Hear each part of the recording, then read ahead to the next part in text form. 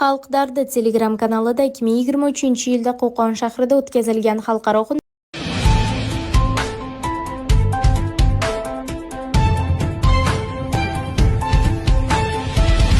Xalqdardi Telegram kanalida 2023-yilda Qo'qon shahrida o'tkazilgan xalqaro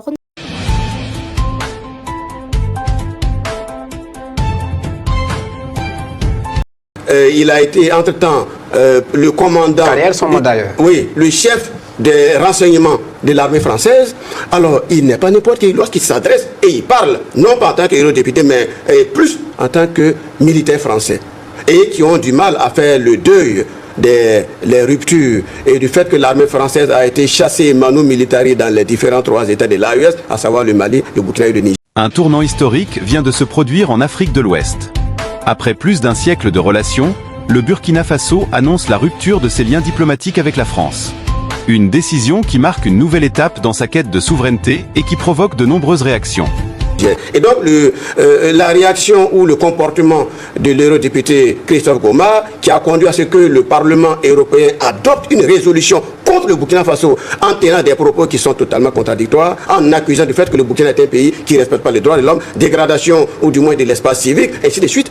Cela vient effectivement comme la goutte d'eau qui vient déborder le vase et amener nécessairement à ce que les autorités burkinabées prennent la juste mesure de cette dégradation continue et de cette volonté affichée de continuer dans un comportement à l'élan néocolonialiste et impérialiste qui est de nature à ne pas permettre qu'il y ait des relations diplomatiques apaisées entre les 2 États. Ce qui a amené effectivement à la décision du gouvernement du 26 juin 2026. Voilà. Alors, camarade, donc, docteur Médard Kienou, est-ce que vous êtes d'avis avec camarade Bakary Kabouré qui dit très clairement la goutte d'eau qui vient déborder le vase, ce sont les propos de l'eurodéputé Christophe Goma? Il est certain que les propos du député européen Goma ont contribué justement à la rupture en tant que cause immédiate. Mais lorsqu'on lit le communiqué du gouvernement burkinabé, on se rend compte que le gouvernement burkinabé invoque plusieurs éléments. Il commence par relever le fait que, selon lui, le gouvernement français travaille à porter atteinte à ses intérêts. Il évoque également les activités subversives des autorités françaises et enfin le nouveau colonialisme. Mais on se rend compte que c'est en fait les événements d'aujourd'hui, donc la rupture des relations diplomatiques décidée par le gouvernement burkinabé, s'inscrit dans une dynamique plus large. Déjà, vers la fin du gouvernement du régime Kaboré, on sentait déjà une demande de la société civile burkinabé en ce sens, notamment par rapport à l'armée française, où des populations avaient demandé à ce que celle-ci ne traverse pas le territoire burkinabé. On sentait déjà une friction entre la société civile burkinabé et les autorités françaises. Puis, avec l'avènement du MPSR, lors du 30 septembre 2022, on a une accélération avec la dénonciation d'un certain nombre d'accords. Et lorsqu'en 2023, il y a eu un nouveau régime au Niger, on se rappelle encore que les autorités françaises ont procédé à une suspension d'un certain nombre de visas, y compris pour les étudiants, les artistes, ainsi de suite. Donc, déjà, le fait que depuis 3-4 ans, il n'y avait pas d'ambassadeur dans la représentation diplomatique de la France au Burkina Faso ou du Burkina Faso en France montrait déjà qu'on allait vers une rupture des relations diplomatiques parce que ces relations étaient réduites à leur strict minimum, non seulement au Burkina, mais aussi dans les autres États de l'AES. Donc l'un dans l'autre, cette rupture n'est pas véritablement une surprise parce que le cadre était déjà posé d'une manière ou d'une autre. Camarade Adama Sigiri, permettez-moi donc de convoquer un peu l'histoire. Et là, je parle sous le contrôle de mon professeur Yacouba Zerbo.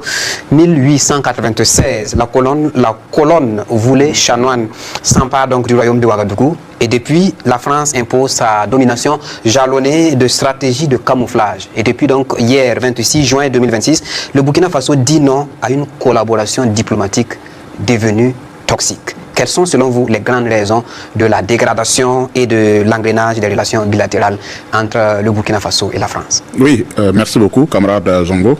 Avant tout, permettez-moi aussi de vous féliciter pour tout le travail que vous faites ici. Je suis aussi très content de retrouver ici le camarade professeur Zerbo, qui a été le président du jury de mon baccalauréat.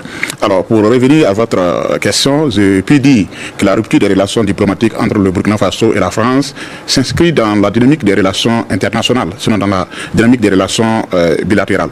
Vous savez, ça me rappelle la chanson de deux musiciens, je crois que c'est Smart Diamando qui disait, je cite, chaque époque a son histoire, chaque histoire a son époque.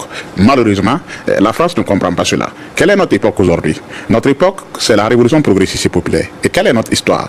Notre histoire, c'est la souveraineté. Notre histoire, c'est le refus de l'impérialisme, c'est le refus du néocolonialisme. Donc, depuis l'arrivée du camarade président, capitaine Iber Traoré, le Burkina Faso s'est inscrit dans cette logique-là. Et la France devrait comprendre que ce qui s'est passé par le passé. Pourquoi le Burkina Faso a-t-il pris une décision aussi forte? Entre tensions diplomatiques, accusations d'ingérence et volonté de contrôler son propre destin, cette rupture révèle un profond changement dans les relations entre Ouagadougou et Paris.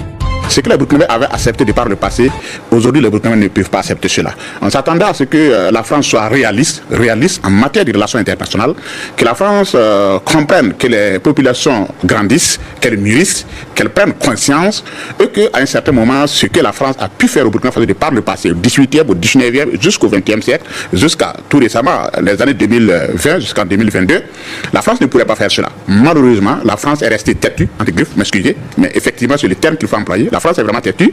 La France a complètement refusé de comprendre la dynamique des relations internationales, la dynamique de la politique des États. Elle s'est entêtée. Au lieu de vouloir un partenariat dans le respect, dans la considération, la France est rentrée effectivement dans un activisme incessant. La France est rentrée en complicité avec des réseaux pour déstabiliser le Burkina Faso. Et ça n'a pas été une seule fois, ça n'a pas été non plus 2 ou 3 fois, ça a été plusieurs fois.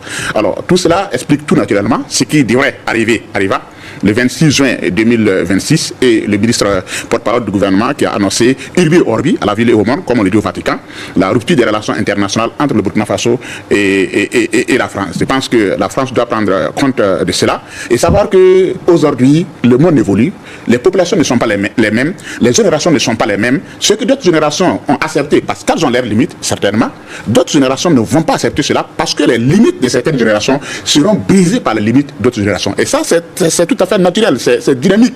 C'est dynamique et la France devrait comprendre cela. Donc voilà, pour moi, grosso modo, ce qui explique, c'est le refus de la France d'accepter le réalisme politique. C'est le refus de la France d'accepter la dynamique des relations politiques entre le Burkina Faso et la France. C'est cela qui a mené à la rupture des relations diplomatiques entre le Burkina Faso et la France. J'ai pu vous dire que ça va aussi contaminer d'autres pays. Ça ne sera pas seulement le Burkina Faso. Peut-être d'autres États ne sont pas arrivés, pour le moment, ne sont pas arrivés au niveau du Burkina Faso. Mais certainement, avec le temps, ces États vont arriver à ce niveau parce que nul ne saurait empêcher la dynamique politique, la dynamique sociale. Le communiqué donc du gouvernement cite plusieurs griefs contre la France, le non-respect mutuel, l'absence de confiance réciproque, le bafouement du principe de non-ingérence dans les affaires intérieures et la souveraineté nationale sont quelques raisons évoquées dans le communiqué. Professeur Zerbo, comment peut-on justement analyser ces reproches faits par l'État burkinabé aux autorités françaises?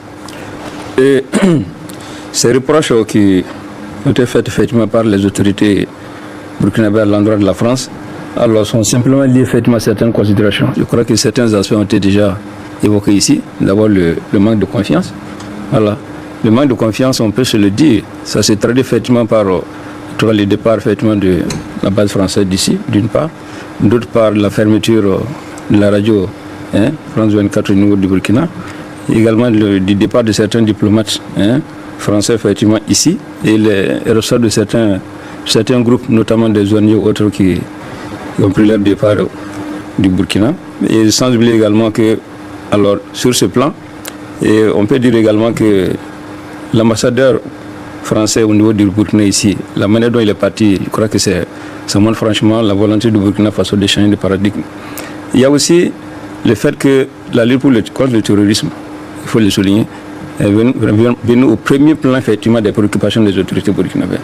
Et par conséquent, cette lutte, à partir du moment où on ne sent pas franchement la collaboration effectivement de l'ancienne métropole, et que cette rupture ne représente pas seulement la fin d'une coopération diplomatique, elle symbolise un nouveau choix stratégique pour le Burkina Faso. Reste maintenant à voir quelles seront les conséquences sur son avenir politique, économique et international.